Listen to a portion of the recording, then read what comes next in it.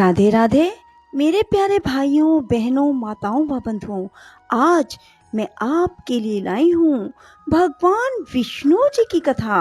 बंधुओं, भगवान विष्णु की कथा सुनने मात्र से आपकी हर मनोकामना पूरी होगी। बंधुओं, यदि आप आज के दिन भगवान विष्णु की इस कथा को सुनते हैं तो आपके यहाँ कभी भी जिंदगी में अन्न धन की कमी नहीं होगी। बंधुओं, यदि आपने हमारे चैनल को अब तक सब्सक्राइब नहीं किया तो जरूर करें और बेल आइकन दबाना ना भूलें ताकि आपको हमारी आने वाली सभी वीडियोस की जानकारी सबसे पहले हो सके। बंधुओं, वीडियो को पूरी सुनने के बाद कमेंट बॉक्स में जय विष्णु भगवान जरूर लिखें। बोलो विष्णु भगवान की जय हो। भीष्म जी ने पूछा, द्विजश्रेष्ठ, मैं आपसे भगवान श्री विष्णु का चरित्र सुनना चाहता हूँ। सर्व समर्थ एवं सर्वव्यापक श्री विष्णु ने यज्ञ पर्वत पर जा वहां अपने चरण रखकर किस दानव का दमन किया था? महामुने, ये सारी बातें मुझे बताइए। पुलस्त्य जी बोले, वत्स, तुमने बड़ी उत्तम बात पूछी है। एकाग्रचित होकर सुनो। प्राचीन सतयुग की बात है। बलिष्ठ दानवों ने समुचे स्वर्ग पर अधिकार जमा लिया। इंद्र सहित संपूर्ण देवताओं को जीतकर उनसे त्रिभुवन का राज्य छीन लिया। उनमें बाष्कली नाम का दानव सबसे बलवान था। उसने समस्त दानवों को यज्ञ का भोक्ता बना दिया। इससे इंद्र को बड़ा दुख हुआ। वे अपने जीवन से निराश हो चले। उन्होंने सोचा, ब्रह्मा जी के वरदान से दानवराज बाष्कली मेरे तथा संपूर्ण देवताओं के लिए युद्ध में अवध्य हो गया है। अतः मैं ब्रह्मलोक में चलकर भगवान ब्रह्मा जी की ही शरण लूंगा। उनके सिवा और कोई मुझे सहारा देने वाला नहीं है। ऐसा विचार कर देवराज इंद्र संपूर्ण देवताओं को साथ ले तुरंत उस स्थान पर गए जहां भगवान ब्रह्मा जी विराजमान थे। इंद्र बोले, देव, क्या आप हमारी दशा नहीं जानते? अब हमारा जीवन कैसे रहेगा? प्रभो, आपके वरदान से दैत्यों ने हमारा सर्वस्व छीन लिया। मैं दुरात्मा बाष्कली की सारी करतूतें पहले ही आपको बता चुका हूँ। पितामह, आप ही हमारे पिता हैं। हमारी रक्षा के लिए शीघ्र ही कोई उपाय कीजिए। संसार से वेद पाठ और यज्ञ याग आदि उठ गए। उत्सव और मंगल की बातें जाती रही। सब ने अध्ययन करना छोड़ दिया। दंड नीति भी उठा दी गई है। इन सब कारणों से संसार के प्राणी किसी तरह सांस मात्र ले रहे हैं। जगत पीड़ाग्रस्त तो था ही, अब और भी कष्टतर दशा को पहुंच गया। इतने समय में हम लोगों को बड़ी ग्लानि उठानी पड़ी है। ब्रह्मा जी ने कहा, देवराज, मैं जानता हूँ बाष्कली बड़ा नीच है और वरदान पाकर घमंड से भर गया है। यद्यपि तुम लोगों के लिए वह अजय है, तथापि मैं समझता हूँ भगवान श्री विष्णु उसे अवश्य ठीक कर देंगे। पुलस्त्य जी कहते हैं, उस समय ब्रह्मा जी समाधि में स्थित हो गए। उनके चिंतन करने पर ध्यान मात्र से चतुर्भुज भगवान श्री विष्णु थोड़े ही समय में सबके देखते देखते वहां आ पहुंचे। भगवान श्री विष्णु बोले, ब्रह्मन, इस ध्यान को छोड़ो। जिसके लिए तुम ध्यान करते हो वही मैं साक्षात तुम्हारे पास आ गया हूँ। ब्रह्मा जी ने कहा, स्वामी ने यहाँ आकर मुझे दर्शन दिया, यह बहुत बड़ी कृपा हुई। जगत के लिए जगदीश्वर को जितनी चिंता है उतनी और किसको हो सकती है।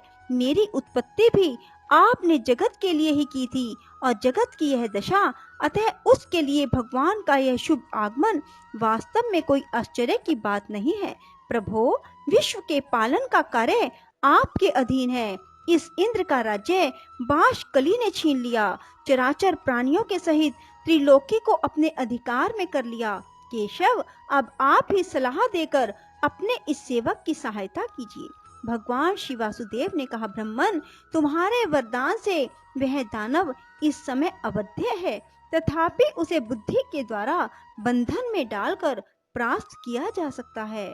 मैं दानवों का विनाश करने के लिए वामन रूप धारण करूंगा। ये इंद्र मेरे साथ बाष्कली के घर चलें और वहां पहुंचकर मेरे लिए इस प्रकार वर की याचना करें।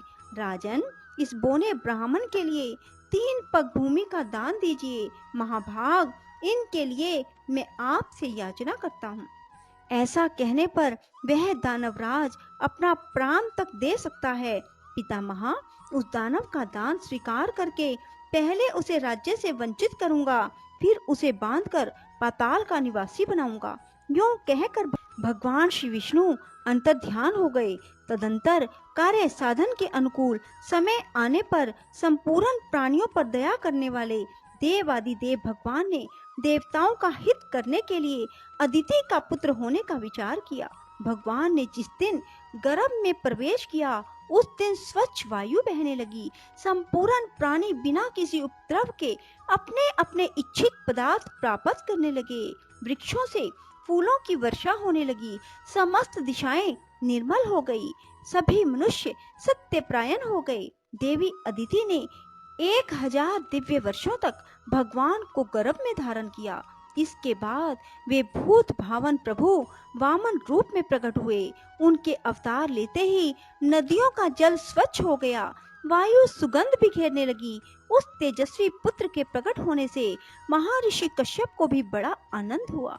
तीनों लोकों में निवास करने वाले समस्त प्राणियों के मन में अपूर्व उत्साह भर गया। भगवान जनार्दन का प्रादुर्भाव होते ही स्वर्ग लोक में नगारे बज उठे। अत्यंत हर्ष उल्लास के कारण त्रिलोकी के मोह और दुख नष्ट हो गए। गंधर्वों ने अत्यंत उच्च स्वर से संगीत आरंभ किया।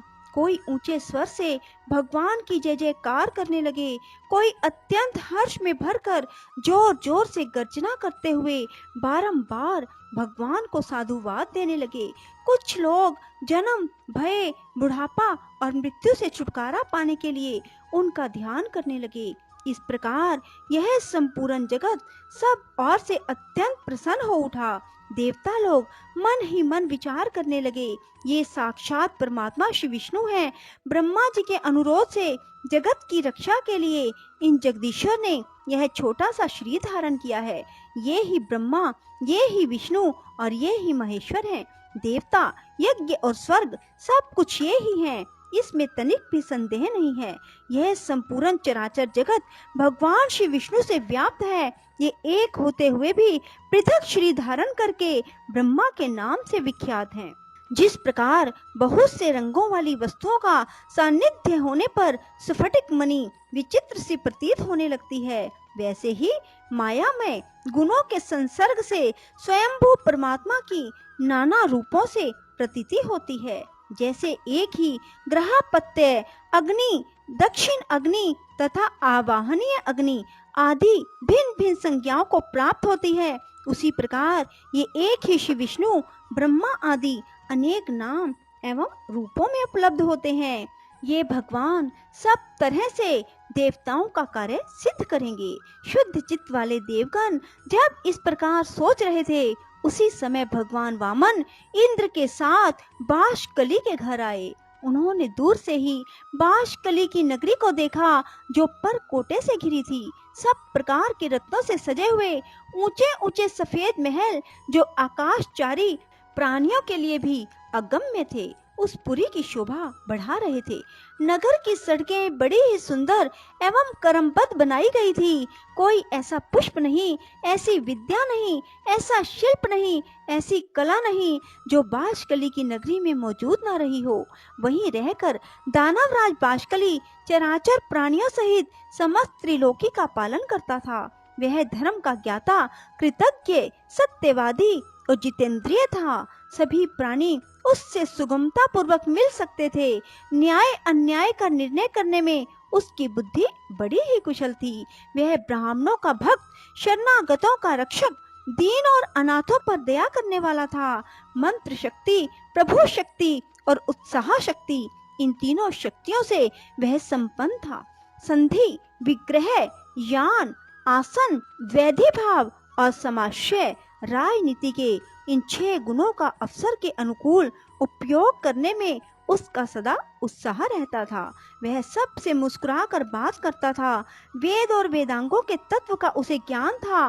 वह यज्ञों का अनुष्ठान करने वाला, तपस्या प्रायण, उदार, सुशील, संयमी, प्राणियों की हिंसा से विरत, माननीय पुरुषों को आदर देने वाला, शुद्ध हृदय, प्रसन्न मुख, पूजनीय पुरुषों का पूजन करने वाला, संपूर्ण विषयों का ज्ञाता, दुर्दमनीय, सौभाग्यशाली, देखने में सुंदर, अन्न का बहुत बड़ा संग्रह रखने वाला, बड़ा धनी और बहुत बड़ा दानी था।